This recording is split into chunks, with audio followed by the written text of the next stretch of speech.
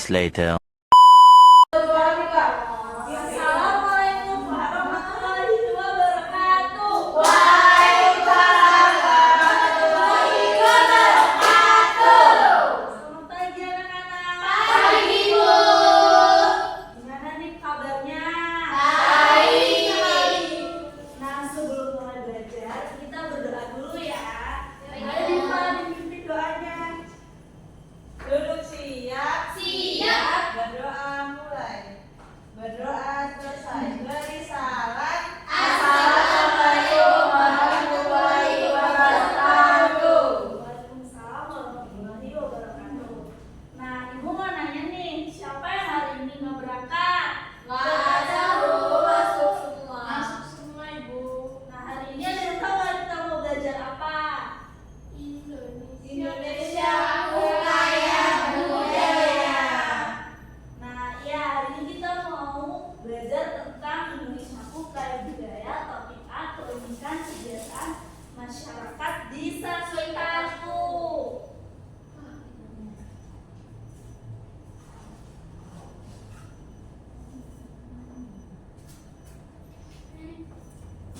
Nah, ada yang tahu nggak apa itu kebiasaan masyarakat? Kebiasaan masyarakat adalah kegiatan yang sering dilakukan bersama oleh orang-orang di suatu daerah. Ya. Nah, contoh kebiasaan unik di sekitar itu yang pertama ada gotong royong membersihkan lingkungan setiap hari Minggu. Kemudian ada upacara adat seperti sedekah bumi atau nyadran. Dan yang ketiga ada bermain permainan seperti engklek atau egrang. Nah, kenapa sih kebiasaan itu penting? Ada yang tahu nggak? Nggak tahu. Karena untuk membentuk kebersamaan, menjaga tradisi dan budaya, mengajarkan nilai-nilai tolong menolong, gambar, ilustrasi yang saling membantu. Waduh, panggil gue masukin. Nah, perbedaan kebiasaan di daerah lain itu yang pertama di Jawa ada slametan. Jadi kalau misalnya kita nih ada Jawa biasanya ada slametan, kayak kalau keterima CPNS nih biasanya ada slametannya. Terus yang kedua itu di Bali ada Upacara gabungan. Terus yang di Sumatera itu ada Makan makan bajamba. Makan bajamba ini makan dalam jumlah yang besar. Di atas nampan gede gitu, ini ada dari Minangkabau. Nah, ayo kita hargai perbedaan. Nah, cara menghargai perbedaan itu seperti apa, Indah? Tidak mengajak kebiasaan orang lain, Bu. Betul. Betul. Apa Diva? Bagaimana cara kita menghargai perbedaan? Belajar tentang kebiasaan lain dengan senang hati. Wah, pinter banget ya, Diva. Nah, Ibu punya tugas kalian, ini tugas rumah ya, untuk menceritakan satu kebiasaan unik di lingkungan tempat tinggal kalian.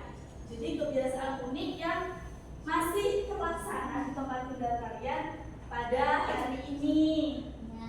Kamu dikit banget ya. Dikit banget ya. Udah lu nggak apa-apa. Nah, ada yang tahu nggak hari ini kita belajar apa? Indonesia Kaya Budaya. Belajarin tentang apa aja? Tentang adat budaya Indonesia, kebiasaan. Itu Bu ceritakan satu kebiasaan. Ini loh, kamu pulang apa ya? Ya tahu. Jadi ini tugasnya jangan lupa dikerjakan ya anak-anak. Baik, Baik, Bu. Nanti dikumpul. Nah,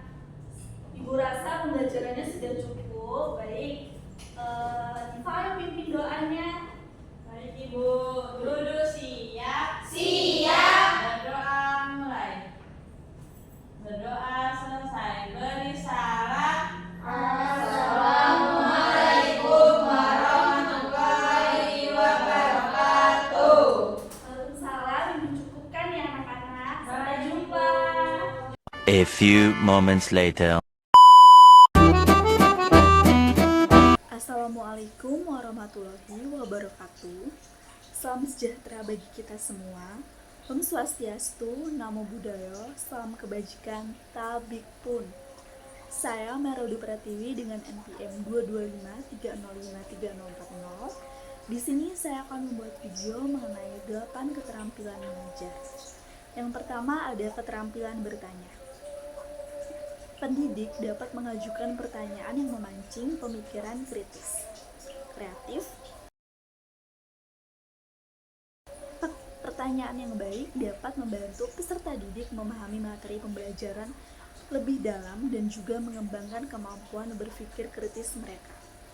Kemudian yang kedua ada keterampilan memberikan penguatan. Penguatan yang positif dapat meningkatkan kepercayaan diri dan juga semangat belajar peserta didik. Pendidik dapat memberikan pujian, penghargaan, ataupun motivasi untuk membantu peserta didik merasa lebih percaya diri dan juga termotivasi untuk belajar.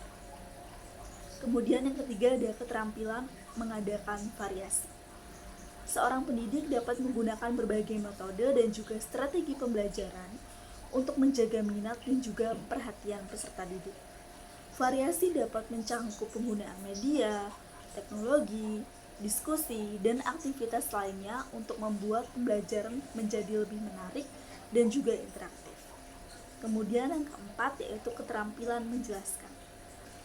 Seorang pendidik harus dapat menjelaskan konsep dan juga materi pembelajaran dengan jelas dan efektif. Penjelasan yang baik dapat membantu peserta didik memahami materi pembelajaran dengan lebih baik dan juga mengurangi kesalahpahaman. Kemudian yang kelima yaitu keterampilan membuka dan juga menutup pembelajaran. Seorang pendidik dapat memulai dan mengakhiri pembelajaran dengan efektif. Pembukaan pembelajaran dapat berupa motivasi peserta didik dan juga memberikan gambaran tentang apa yang akan dipelajari. Sedangkan penutupan pembelajaran dapat memberikan ringkasan materi dan juga memperkuat pemahaman peserta didik. Kemudian yang keenam yaitu keterampilan mengelola kelas. Seorang pendidik harus dapat mengelola kelas dengan efektif, termasuk mengatur waktu, mengelola perilaku peserta didik, dan juga menciptakan lingkungan belajar yang lebih kondusif. Pengelolaan kelas yang baik dapat membantu siswa merasa lebih nyaman dan juga fokus terhadap pembelajaran. Kemudian yang ketujuh yaitu keterampilan membimbing diskusi kelompok. Pendidik dapat memfasilitasi diskusi kelompok untuk membantu peserta didik bekerja sama dan berbagi ide. Diskusi kelompok dapat membantu peserta didik mengembangkan kemampuan berpikir kritis, komunikasi, dan juga kerja sama tim. Kemudian yang terakhir yaitu keterampilan mengajar individu. Seorang pendidik harus dapat memberikan perhatian dan juga bantuan kepada peserta didik secara individu. Pengajaran individu dapat membantu peserta didik memahami materi pembelajaran yang lebih baik dan juga mengembangkan kemampuan mereka sesuai dengan kebutuhan dan juga kemampuannya masing-masing. Dengan memiliki keterampilan-keterampilan tersebut, pendidik dapat meningkatkan efektivitas pembelajaran dan membantu peserta didik mencapai potensi belajar mereka. Sekian penjelasan dari saya, semoga bermanfaat. Saya akhiri. Wassalamualaikum warahmatullahi wabarakatuh. A few moments later.